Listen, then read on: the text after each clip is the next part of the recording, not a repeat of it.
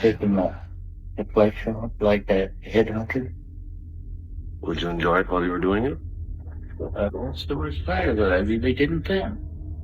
Antes de mergulhar na nova série que será lançada sobre o monstro Ed Gein, nesse capítulo eu vou te mostrar tudo o que você precisa saber sobre o que realmente aconteceu. Não uma versão romantizada, mas sim os fatos brutos, sem polimento, e os depoimentos reais das pessoas que viveram aquele pesadelo em Plainfield. Nesse vídeo vou te mostrar um verdadeiro documentário sobre o caso, incluindo áudios reais do interrogatório de Ed Gein, policiais e pessoas que acompanharam o caso de perto, e detalhes tão perturbadores que são difíceis de se imaginar.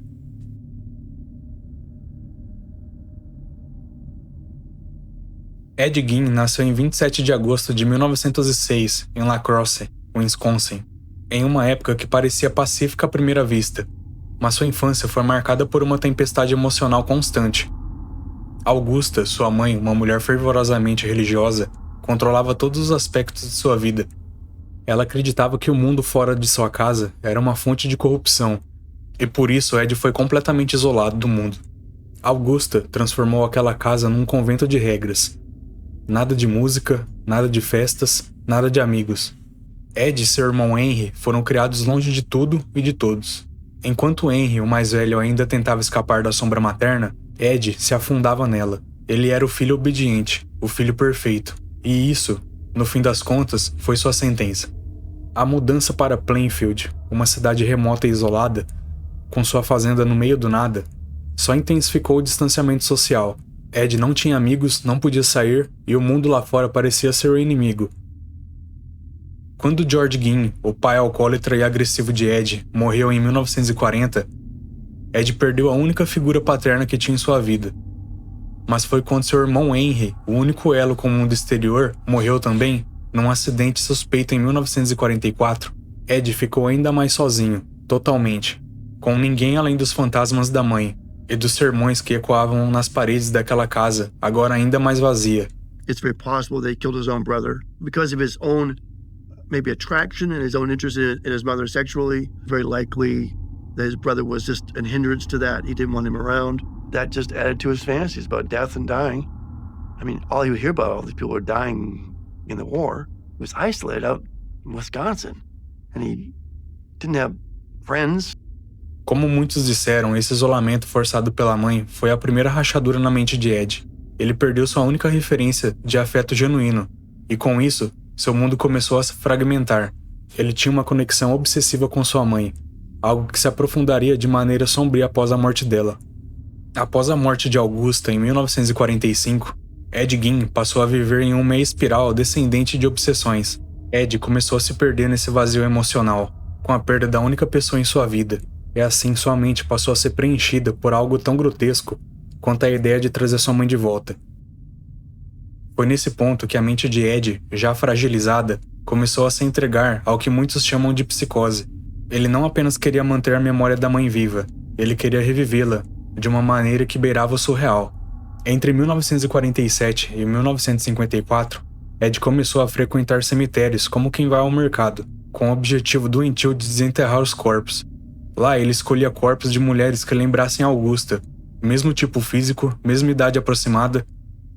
Desenterrava à noite com pás e lanternas fracas. Levava para casa e lá, naquela cozinha escura, transformava ossos em utensílios, pele humanas em cortinas e rostos em máscaras. Tudo registrado em cadernos, tudo feito com método. Tudo para ela, sua mãe. Ele não sentia prazer, como confessaria depois, sentia uma missão. E quando os corpos roubados não bastaram, ele saiu para caçar. E foi aí que Mary Hogan, a dona de um bar, virou sua primeira vítima viva. Em 8 de dezembro de 1954, Mary Hogan, de 51 anos, dona de um barzinho simples na estrada, também sumiu sem deixar rastro. Ninguém a viu e nunca mais foi vista. Na época, acharam que ela tinha fugido, que estava cansada e que talvez tivesse ido embora com alguém. Mas a verdade é que Ed também tinha cruzado seu caminho. E a polícia, sem imaginar, estava prestes a solucionar esse caso ao entrar na casa de Ed. 3 anos depois, em novembro de 1957, Bernice Warden, uma proprietária de uma mercearia, também desapareceu. O filho de Bernice, que também era vice-xerife da cidade, notou sangue fresco no chão ao chegar na sua loja naquele dia. E percebeu também um recibo assinado por alguém conhecido na área. Era Ed Gein. Isso bastou para acionar a polícia. O caso rapidamente se tornou um dos marcos mais perturbadores dos crimes reais americanos. Quando a polícia foi até a fazenda e finalmente encontrou Bernice Warden, acharam ela pendurada de cabeça para baixo, aberta como um porco no matadouro. O cheiro estava insuportável, o cenário indescritível. Foi ali que o mito de Ed Gein saiu das sombras e virou manchete nacional. O mais perturbador não era a violência, era a precisão de Ed. Ele não agia por impulso. Tinha cadernos com anotações sobre anatomia, horários de enterros, até de tipos de facas ideais para cada corte. Ele não odiava as vítimas, não as conhecia na verdade. Para ele eram apenas materiais, como madeira ou tecido. Só serviam para um propósito, recriar a Augusta. E quando a polícia encontrou uma máscara de rosto feminino, que ele usava para se transformar na sua mãe, todo mundo entendeu. Ed Gein não era um assassino comum. Era um filho perdido num delírio macabro. E o mundo nunca tinha visto nada igual. I searched the kitchen What did you and find? found in the stove where there had been some human bones burnt. The shoebox had the face mask of a woman. And by that time, the sheriff from Portage County was there. And when they lifted up that face mask, he immediately recognized it as Mary Hogan. When you say face mask, what are you talking about? Well, he took the skin, cut it up at the back and there, and just peeled it off the face, the skin. The hair and everything was on the mask. Esses são trechos reais do interrogatório de Ed Gein, feito pela polícia no momento de sua captura. What did you intend to do with her body, Mr. Warden? Years ago, when I was going to go here, I began You're the folks to go deer hunt. I put that up and was gonna go deer hunt. That's what you hang it from. Yeah, whether I'd seen her, she was the deer like, or Find out there. what did it start from? Like I said, might be 4 years. Would you enjoy it while you were doing it? What's the worst part of it? I really didn't care. I knew better in life, restless. When you dig the graves up, you were kind of in the hay too, is that it? That's what I could do. Just And then one time you said you kind of realized what you were doing and you covered her up without taking the thing. that's right. What would you do with the sexual part then? Then in the box, that was it. Then how would you do with the head? That must have been taken from reading about the magazine and everything. What would you do with the sexual part? That was it. One would paint it, they said. Oh, that one, when they died, I just put the thing over it. There didn't like, So there's a bunch of photographers from the newspaper who want to take a picture. You want to take a picture? So, was not yet, so we had to sit long. Somente na sala da casa de Ed Gein, dentre os itens encontrados pela polícia, estava uma cadeira de madeira estofada com pele humana, costurada com precisão, mas ainda úmida, uma lâmpada pendurada por tendões humanos, feita com um abajur de rosto feminino, nas paredes, cortinas de peles costuradas com mamilos, e no chão, tapetes também de pele humana. Já na cozinha, panelas com restos de gordura humana foram encontrados. No armário, caixas com genitais femininas em conserva, etiquetados com datas. No quarto, uma cama com lençóis feitos de pele costurada com mamilos inteiros. No porão, a polícia encontrou máscaras completas de rostos de mulheres, prontas para serem vestidas. E também uma cinta-liga feita com pele de mamilos costurados, que Ed disse mais tarde que usava para se sentir como sua mãe. Com os segredos de Ed revelados, os investigadores foram ao seu encontro na tentativa de conseguir algumas explicações. E após muito tempo de silêncio, Ed solicitou um pedaço de torta de maçã, e começou a conversar. Ed disse que fez cerca de 40 viagens ao cemitério, que cavou e desenterrou corpos, mas que às vezes voltava para casa sem nada, em estado de transe. Ele disse que era como se estivesse num sonho, como se o mundo real não existisse. Perguntaram se ele tinha relações com os corpos, mas ele negou. E então veio a parte que gelou a espinha de todos na sala. Ele explicou que a roupa de pele encontrada na casa dele era como se fosse uma fantasia. As máscaras ele também vestia e andava pela fazenda, fingindo ser ela, sua mãe Augusta, o que mostra total desconexão com a realidade. Ed também confessou os assassinatos de Mary Hogan e Bernice Warden. Ele não deu uma resposta clara, mas os psiquiatras viram um padrão. Era uma balança de amor e ódio. Por um lado, ele tentava matar as mulheres que se pareciam com Augusta para reconstruí-la. Por outro, talvez estivesse punindo a imagem dela, a mulher que prendeu ele e o proibiu de viver.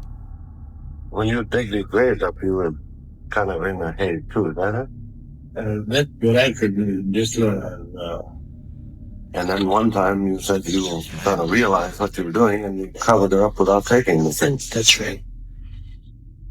What would you do with the sexual part then? They in the box, that was in. Then how would you do the head? That must have been taken from reading about Neat magazine and everything. What would you do with the sexual part? That was in. One would paint it, they said. Oh, that one, when they died, I just put the thing over it. There didn't like, So there's a bunch of photographers from the newspaper who want to take a picture. You want to take a picture? No, was not yet. So we got to sit along. How long did you say you'd known Mr. Gein? Well, I've known him ever since he was a little boy. He lived here all his life in this farm? Well, I don't know whether he was born here or not, but the family moved up here around 50 years ago, probably, and I knew his dad more than 40 years ago when he used to haul potatoes in town. What kind of a man did you know him as? Well, a man is a nice man, just like anybody else. The only difference I'd say in the man, he seems to be a little hot. Toda aquela confusão terrível e macabra chamou a atenção não só da mídia, mas de muitos curiosos que passaram a lotar a pequena cidade de Plainfield. Em março de 1958, o carro que Ed Gein usava para transportar os corpos de suas vítimas foi comprado em um leilão por mais de $700 por um operador de máquinas de carnaval, que cobrava 25 centavos dos americanos fascinados para tirar uma fotografia em uma atração macabra. Alguns dos vizinhos de Ed ficaram com medo que sua casa se tornasse uma espécie de museu, e pouco tempo depois, sua casa foi abaixo em chamas. A polícia nunca encontrou e nunca soube dizer quem tinha começado aquele incêndio, também criminoso. There will be an auction here Palm Sunday, but this house and the personal belongings of Ed Gein will be conspicuously absent. Call it an act of God or whatever you will. The main attraction will be missing, reduced to a mass of rubble by a mysterious fire. The farm where Ed Gein lived and where much of the grisly evidence has been found has been leveled. It burned down one night, no one knows why, but since then the ground has been bulldozed over and trees planted there, trying apparently to wipe out every vestige of the grisly tragedy. Ed Gein permaneceu no Hospital Central por 11 anos, até que os médicos determinaram que ele estava finalmente apto para ser julgado pelo assassinato de primeiro grau de Bernice Warden. A audiência durou uma semana, e no dia 14 de novembro de 1968, o juiz Robert Goldmer chegou a um veredito. A psicóloga forense Dra. Ellen Morrison entrevistou Ed Gein durante seu tempo no hospital. Em 26 de julho de 1984, Ed Gein morreu de câncer no pulmão, aos 77 anos. Ele foi enterrado ao lado de sua mãe no terreno da família Gein, no mesmo cemitério que ele tantas vezes profanou durante sua carreira de horrores. Gein deixou um impacto que ficaria para sempre na pequena comunidade onde cometeu seus crimes macabros. Mais de 60 anos após os crimes horríveis, Ed Gein se tornou uma figura notória no folclore americano, um assassino de proporções quase míticas. Apesar do livro Psicose, escrito por Robert Bloch, que foi inspirado na história de Ed Gein, obra essa que mais tarde seria adaptada ao cinema com o filme do mesmo nome, de Alfred Hitchcock, O Massacre da Serra Elétrica e O Silêncio dos Inocentes, 3 excelentes filmes, diga-se de passagem, também foram filmes inspirados na história de Ed. Mas os crimes de Ed Gein não foram fictícios, eles foram muito reais, e ele continua sendo um dos assassinos mais infames da história dos Estados Unidos. Oh, he looked somewhat healthier. He was seemed a rather dark and gaunt personage 10 years ago. He seems more like a middle-aged businessman at this time. A entrevista que eu vou mostrar para vocês a seguir é o depoimento do juiz Robert Goldmer, o juiz que ficou responsável pelo julgamento de Ed Gein. He took parts of the people home with him. He took the skin of women particularly. He decorated furniture with it. He made many other items out of it.